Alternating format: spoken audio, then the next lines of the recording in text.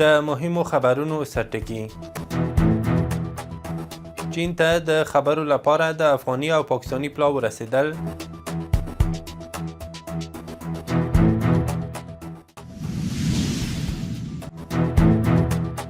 جاکارتا کې د افغان او ازبکستاني سفیرانو لیدنه.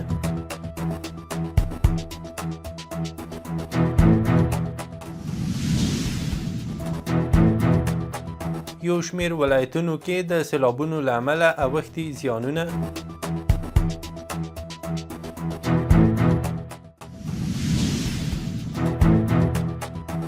او پاکستان کې د فنلنډ له لوري د خپل سفارت بندېدل.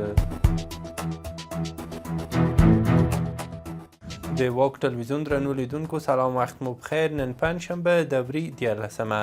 اوس هم بشپړ خبرونه.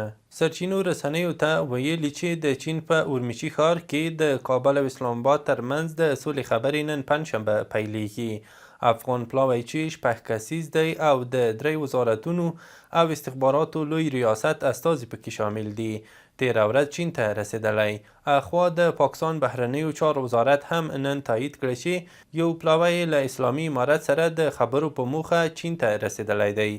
د دغه وزارت ویان طاهر اندرابي له خبریالانو سره په خبرو کې زیاته کړې چې د پاکستان اندېښنو ته ځواب د افغان حکومت مسؤلیت دی.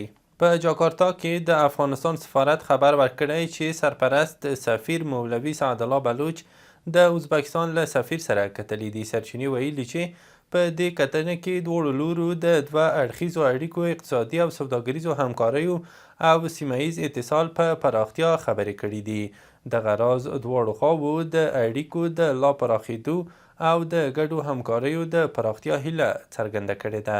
د لوګر ولایت مقام مطبوعاتي دفتر په یوه خبرپاڼه کې ویلي چې هلته په ازره ولسوالۍ کې د وروستیو ورښتونو له امله 15 کورونه، سلګونه جریبه کرنیزه ځمکه او ځینې هټۍ ویجاړې شوي دي. په ازره ولسوالۍ کې ځایي مسؤلینو له مرستندویه بنسټونو وغوښتل چې له زیانمنو کورنیو سره مرستې وکړي. بلخوا د کندهار له پیښو سره د مبارزې چمتووالي ریاست ویلي وروستیو ورښتونو په دغه ولایت کې 250 کورونه په نسبي یا بشپړه توګه ویجاړ کړي او شاوخوا 200 کورنۍ اړ شوي چې خپلې مینې پرېږدي. د معلوماتو له مخې د کندهار په ارغنداب ولسوالۍ کې 15، په دامان ولسوالۍ کې 150 او په ژیړۍ ولسوالۍ کې 170 کورنۍ زیانمنې شوي دي. هلته یوازې د تېرې شپې چهارشنبې ورښتونو او سیلابونو له امله په مرکز ولسوالیو کې سلګونه کورنیو ته مالي زیانونه اوښتي دي.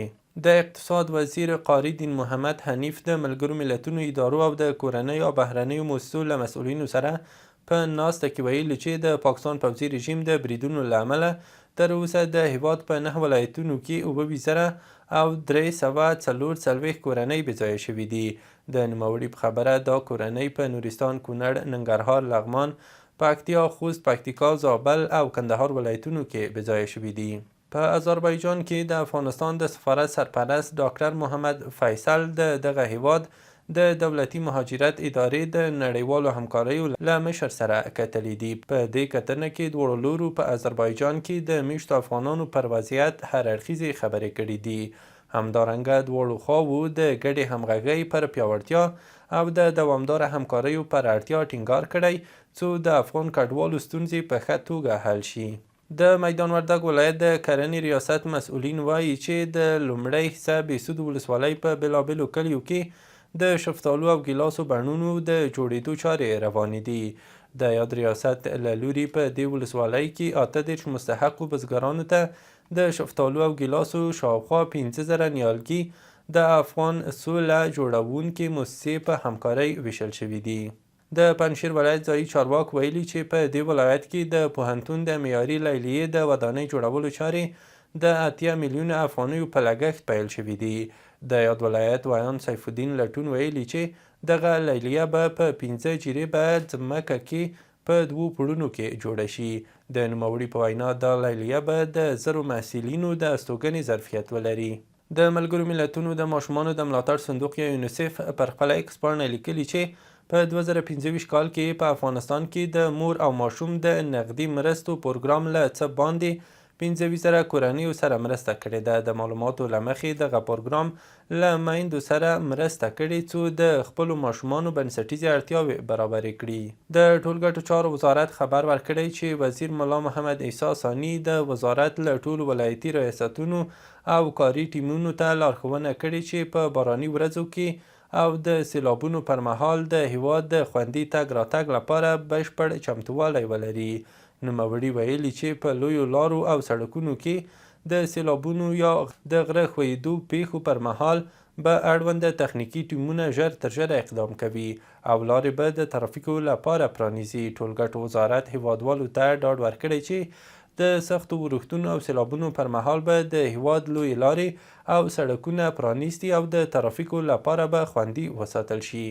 عدلیې وزارت ویلي د ځمکو له غصب د مخنیوي کمیسیون تیر کال په ټول هیواد کې د څړځایونو بررسي کړې چې له ډلې یې یوازې په 3 ولایتونو کې 28 میلیونه او 570,000 جریبه ځمکه څړځای ثبت شوې ده.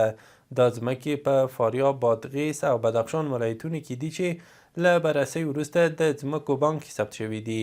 د معلوماتو له مخې په فاریاب کې څه باندې 9 میلیونه او 321,000 جریبه، په بادغیس کې 4 میلیونه 168,000 جریبه او په بدخشان کې څه باندې 14 میلیونه جریبه ځمکه څړځای تثبیت شوې ده.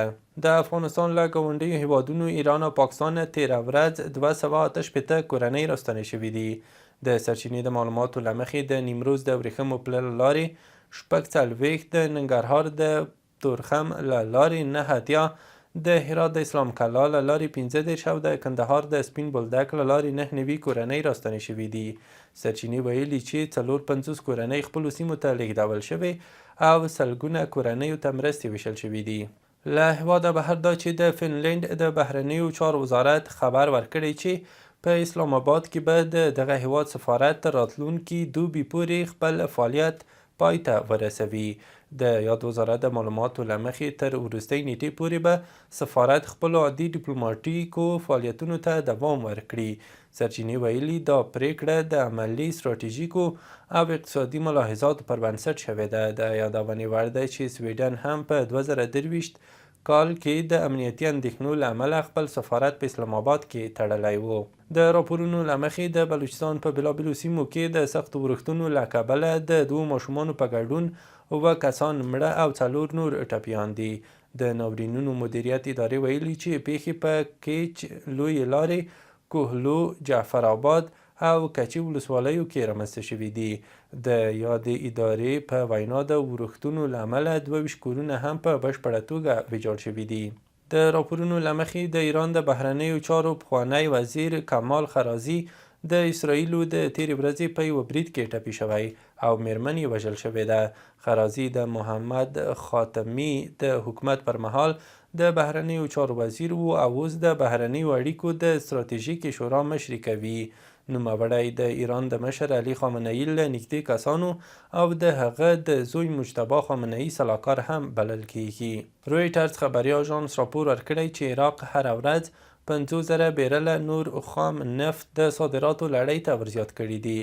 د عراق د نفتو د پلور دولتي شرکت سومو ویلي چې د نوي تړون له مخې به د بصري منځني کیفیت نفت د سوریې له لارې مدیترانې او اروپا ته صادریږي. یو شمېر کارپوهان دا تړون د عراق د اقتصاد لپاره مهم بولي ځکه چې د صادراتو نوې لارې به پرانیزي او نړیوالو بازارونو ته به د لاسرسي کچه لوړوي. او وروستی خبر مو هم دا چې د سوریې ولسمشر احمد الشره د خپل رسمي سفر پر مهال بریتانیا ته د دغه هیواد له پاچا چارلز دریم سره کتلي دي. د سوریې د ولسمشرۍ ماڼۍ په یوه خپره کړې خبرپاڼه کې ویلي چې دواړو لورو د 2 اړخیزو همکاریو د پراختیا پر لارو چارو خبرې کړي دي څو د دواړو هیوادونو ګټې خوندي شي. د خبرپاڼې له مخې بریټانیا له سوریې او د دغه هیواد له خلکو څخه خپل ملاتړ اعلان کړی دی. له ملتیا مو مننه. وروستي او مهم خبرونه مو همدومره وو.